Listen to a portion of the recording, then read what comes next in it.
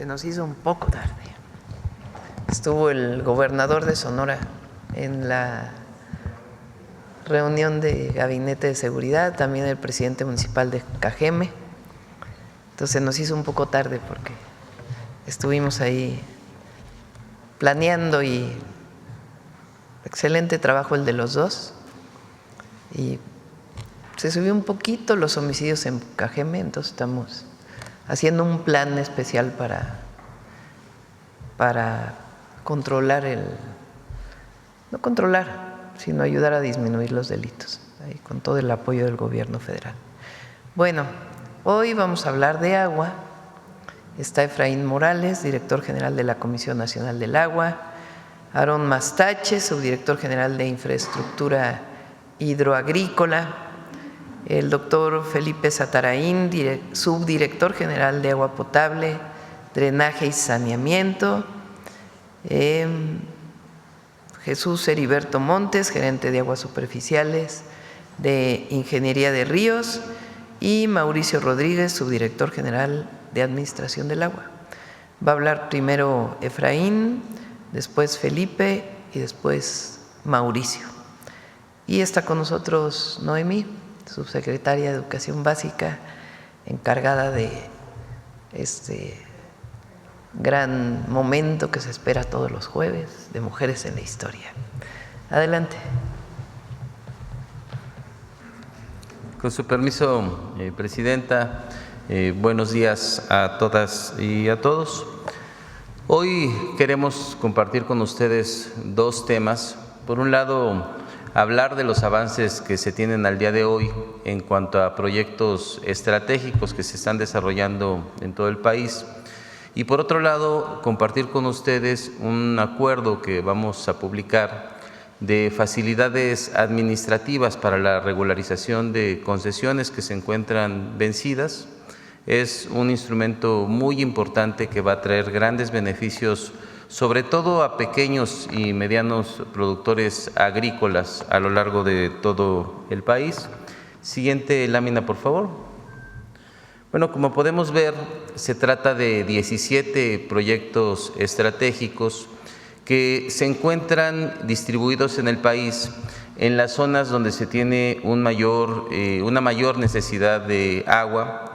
Son obras que contemplan el abasto de agua potable, drenaje, saneamiento y también algunas obras para prevenir inundaciones. Estos proyectos están desarrollados con una visión de largo plazo que nos van a ayudar no únicamente a resolver los problemas que se están viviendo actualmente, sino sobre todo son proyectos que plantean soluciones para los siguientes 20, 30, 40 años, según sea el caso. Estos proyectos se van a desarrollar en los estados de Tamaulipas, Colima, Guanajuato, Baja California Sur, Durango, Zacatecas, Oaxaca, Guerrero, Campeche, Sonora, Baja California, Veracruz, Estado de México, Ciudad de México, Hidalgo, San Luis Potosí y Tabasco. La gran noticia es que hemos iniciado ya obras en 8 de estos proyectos que ya se encuentran en marcha. Un poco más adelante nos va a dar cuenta el doctor Felipe Satarain. Tenemos 3 que ya están en la etapa final de contratación y que seguramente la próxima semana van a iniciar obras. Con esto estamos hablando ya de 11 proyectos que estarán en marcha la próxima semana, 8 de ellos ya lo están. Y 6 más que nos encontramos en los detalles finales técnicos y de socialización. Y en los próximos días vamos a iniciar ya con sus procesos de contratación y posteriormente con las obras. Si me lo permite, Presidenta, le cederé el uso de la palabra a Felipe Satarain para que nos dé mayor detalle de los proyectos y después Mauricio Rodríguez, director de Administración del Agua, compartirá con ustedes los alcances de este acuerdo de facilidades. Gracias.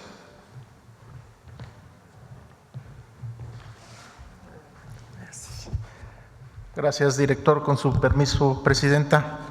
Buenos días. Si me ayudan con la siguiente, por favor. Me voy a referir en primer término a los 8 proyectos en los cuales ya iniciamos obras. El primero de ellos es la segunda línea del acueducto Guadalupe-Victoria, que con una inversión de poco más de 2,000 millones de pesos beneficiará a más de 300,000 habitantes de Ciudad Victoria. La construcción ya inició en julio pasado y estará terminando el primer trimestre de 2027. Con esta obra podremos proporcionar 750 litros por segundo a Ciudad Victoria de la presa Vicente Guerrero. En Colima, la siguiente. Estamos construyendo un acueducto, ya iniciamos. Este acueducto permitirá conducir 800 litros por segundo en beneficio de 238,000 habitantes. También esperamos concluirla el primer trimestre de 2027. La que sigue, por favor. En Guanajuato estamos construyendo el acueducto Solís-León. Es un gran proyecto que beneficia a 1.8 millones de habitantes de 5 municipios de Guanajuato.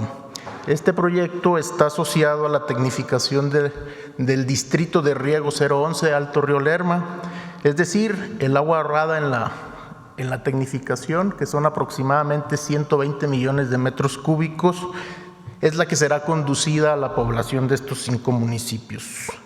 La obra contempla una inversión de 15,000 millones de pesos, de los cuales la mitad será proporcionada por el gobierno del Estado.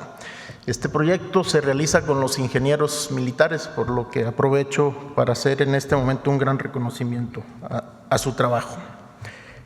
En la que sigue, por favor. En Acapulco se lleva a cabo un gran proyecto. Es un proyecto integral con una inversión del orden de los 8,000 millones a lo largo del sexenio.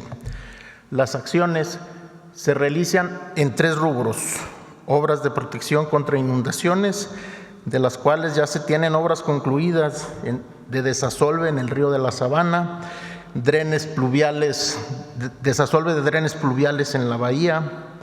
En materia de agua potable, ya hemos terminado el cruce del acueducto Papagayo 2 con el río de la Sabana, que se dañó en el huracán John. Ya estamos construyendo los pozos radiales sobre el río Papagayo. Estamos por iniciar la sobreelevación de los pozos radiales que están vulnerables ante huracanes. Y en materia de saneamiento, vamos a iniciar ya la próxima semana con la rehabilitación de plantas de tratamiento y colectores. Aquí cabe resaltar el gran proyecto de Miramar. Es un proyecto que contempla una planta de tratamiento de aguas residuales, plantas de reciclaje de basura y cascajo y un gran parque. Si me ayudan con la que sigue. En el Estado de México, en la zona oriente del Estado de México, tenemos también un gran proyecto. Un proyecto integral en 10 municipios. Tan solo en este año, con una inversión de más de 2,400 millones de pesos, trabajamos ya en 143 acciones. Podemos destacar entre ellas el colector de Chalco, que nos ha permitido evitar inundaciones en esta temporada, en esta fuerte temporada de lluvias. Estamos trabajando también en la rehabilitación de pozos en Ecatepec para proporcionar agua potable. Estamos rehabilitando cárcamos también en Ecatepec y otros municipios, y desasolvando ríos y drenes. El siguiente proyecto son las redes troncales de agua saludable para la laguna. Este proyecto consolida el proyecto del sexenio anterior y permite llegar a los municipios de Viesca, Matamoros, Torreón y San Pedro en Coahuila. En Tabasco, la que sigue. En Tabasco los problemas están relacionados con las inundaciones, por lo que se realizan obras puntuales de protección. Ya estamos trabajando en 19 de estas obras en beneficio de más de 340,000 habitantes. Otro gran proyecto es el que se realiza en la zona metropolitana del Valle de México. Este proyecto beneficia a la Ciudad de México y a los estados, al Estado de México y a Hidalgo. Tan solo en el rubro de agua potable, porque este proyecto contempla acciones de saneamiento, también de protección contra inundaciones, pero solo en el rubro de agua potable contempla una inversión de más de 13,400 millones de pesos para la generación de aproximadamente 8,200 litros por segundo de agua potable. Contempla proyectos generales como en la presa Guadalupe, la laguna de Zumpango y la rehabilitación de pozos. Estos son los 8 pozos que tenemos en operación. En la que sigue mostramos 3 obras que estamos por iniciar en la próxima semana. Estas 3 obras es el acuaférico de Campeche, la presa Tunal 2 en Durango. Esta presa permitirá sustituir el 100% del agua subterránea contaminada con flúor y arsénico por agua superficial de buena calidad en la ciudad de Durango. También estaremos iniciando ya la próxima semana el acueducto de la presa La Cangrejera a la ciudad de Coatzacoalcos en Veracruz. Tenemos 6 obras más que estamos ya por iniciar la licitación también. Estamos afinando los últimos detalles técnicos y algunos detalles de socialización. Pongo 2 ejemplos.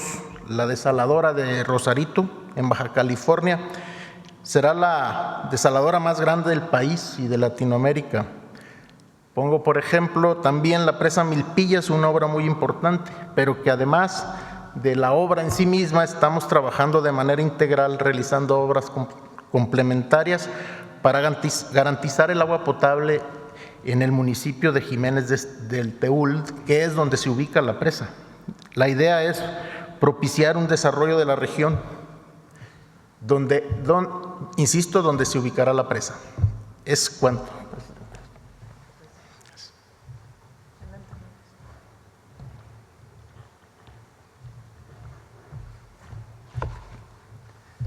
Con su permiso, Presidenta, director, muy buenos días a todas y a todos.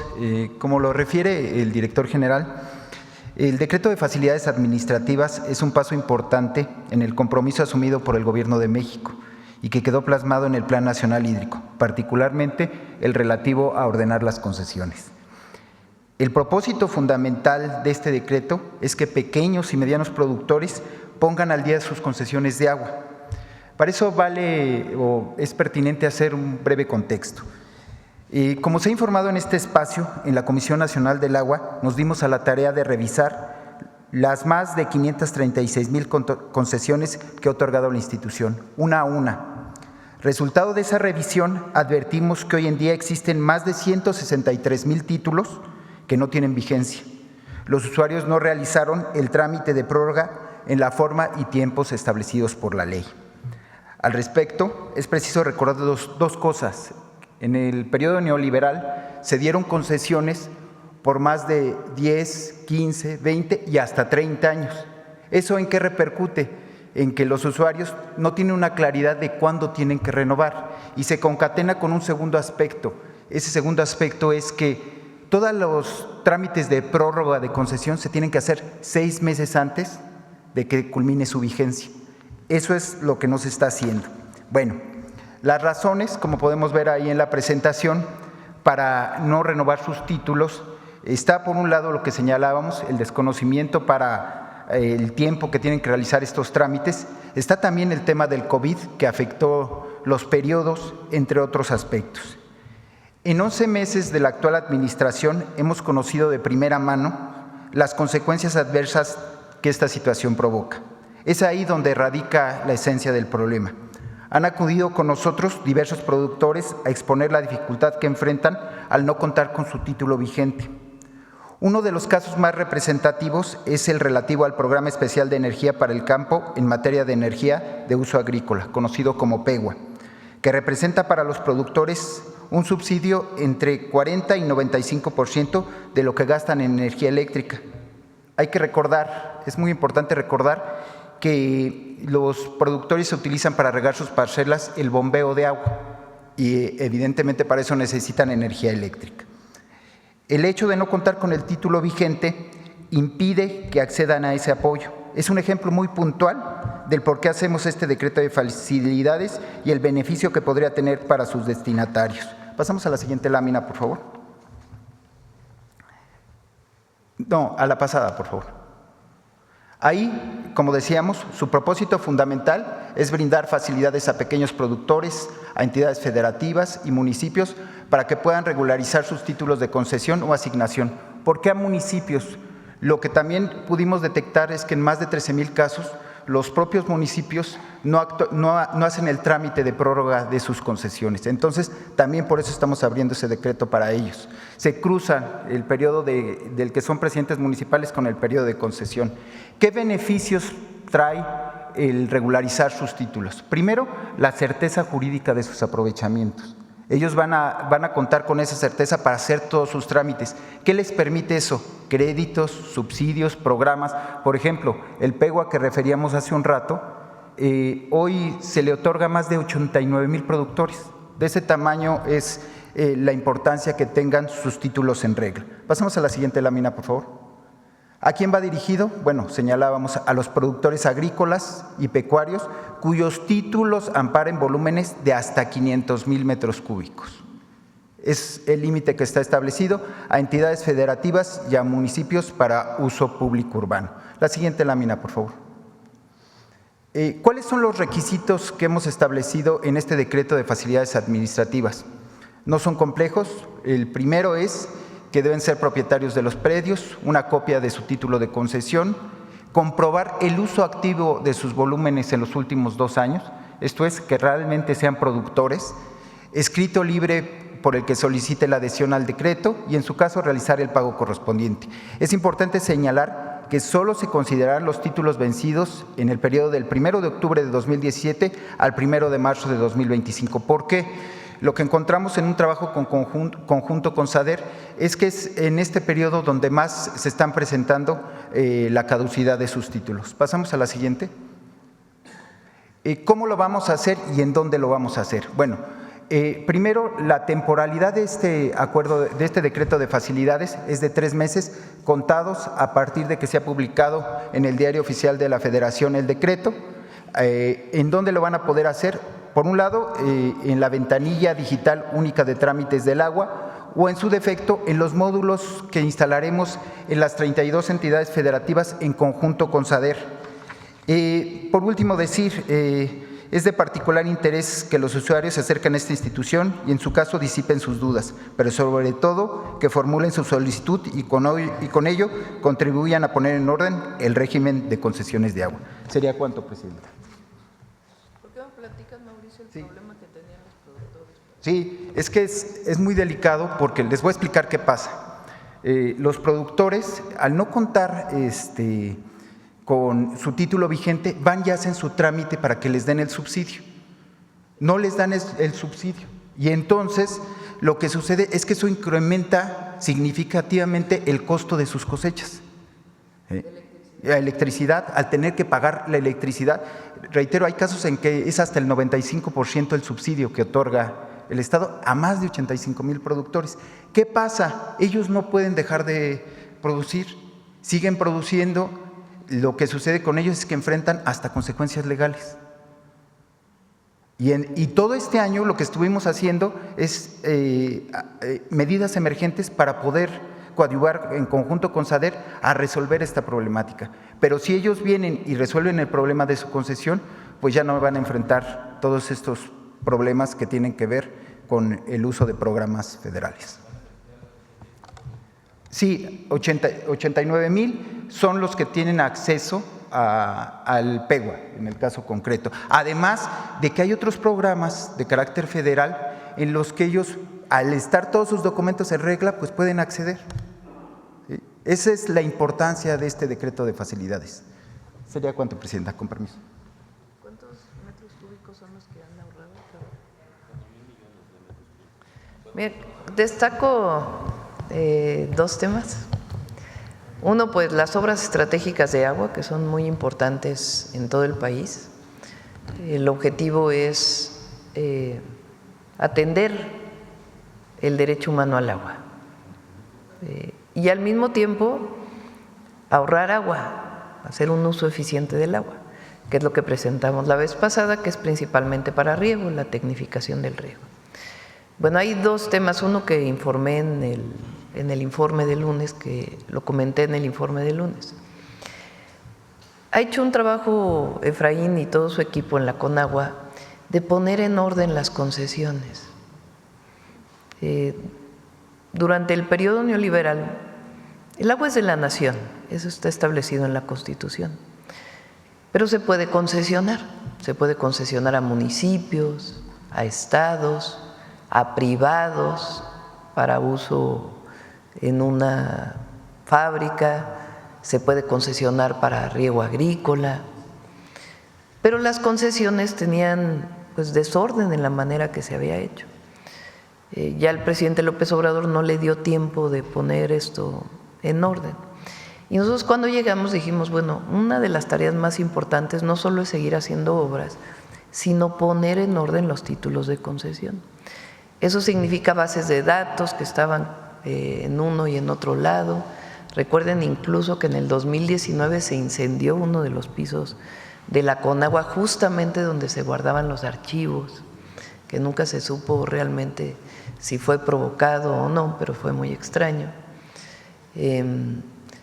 justamente con el cambio de gobierno. Bueno, se ha hecho un trabajo muy intensivo que coordina Mauricio para poner en orden las concesiones. Empresas, por ejemplo, de agua, de leche, por ejemplo, que utilizan mucha agua, que tenían concesiones de agua, se les dijo, ¿por qué no, si usas 10 metros cúbicos y tienes concesionados 20, ¿por qué no dejas los otros 10 que no estás usando para poderlos utilizar en otra cosa? Porque una vez que se concesiona un volumen de agua, pues no puede usarse para otra cosa. Y muchos empresarios de manera voluntaria regresaron el exceso, digamos, de agua que no estaban utilizando pero que tenían concesionado. Eso en realidad, si se fijan, es una desprivatización del agua, porque estaba concesionado para privados y se recupera un volumen muy importante. Y una parte fue de manera voluntaria. Pero otros se pusieron en orden, por ejemplo, concesiones para riego agrícola que no pagan derechos por ser importante para la alimentación el riego agrícola. Pero resulta que ya no lo usaban para riego agrícola, que ya lo usaban para el desarrollo de una unidad habitacional y se transfirieron los títulos de concesión, porque eso se permitió en el periodo neoliberal, estas transferencias, y no pagaban agua a la Conagua, porque supuestamente era para riego agrícola. Entonces se ha puesto en orden esas concesiones. ¿Cómo se hace? Pues se ve la base de datos, se va a visitar el lugar para ver realmente en qué se está usando el agua. Si no es para lo que dice el título de concesión, se pone orden. Si no quieren ponerse en orden, pues se clausura los pozos o el uso que se le esté dando hasta que no se pongan en orden. Pero hay otra parte que tiene que ver con los pequeños productores que tienen un pozo, un pequeño pozo. Por ejemplo, pasa mucho en Yucatán. Pequeños productores agrícolas que tienen un pequeño pozo y que no estaban en orden los títulos de concesión. Si no tienen el título de concesión en orden, no pueden ir a pedir subsidio a CFE, donde está subsidiada la tarifa. Entonces, en vez de pagar un monto por kilowatt hora, pagan 10 veces eso. Entonces les llegan recibos de luz altísimos que no pueden pagar. Entonces empezó a ser un problema de que muchos recibían, porque no tenían el título en regla, tarifas muy altas de electricidad, porque no había habido un ordenamiento. Entonces, si se fijan, pues es muy importante, son 4,000 millones de metros cúbicos que se desprivatizaron. Es equivalente a 3 veces, ¿no? 4 veces lo que consume la Ciudad de México, de desprivatización de concesiones de agua o poner en orden concesiones de agua. Y además, el día de hoy es muy importante para todos los pequeños productores que tienen un pozo o algún uso de agua de riego, pues es este acuerdo de facilidades, para que se pongan en orden de manera muy rápida y puedan acceder pues a todos los apoyos, que es algo que desde la campaña me estuvo pidiendo mucho agricultores, productores agrícolas pequeños. Entonces es muy importante y felicidades al equipo de la Conagua. Bueno, ahora sí vamos a las preguntas. A ver, Alma, ¿qué no has preguntado hace rato?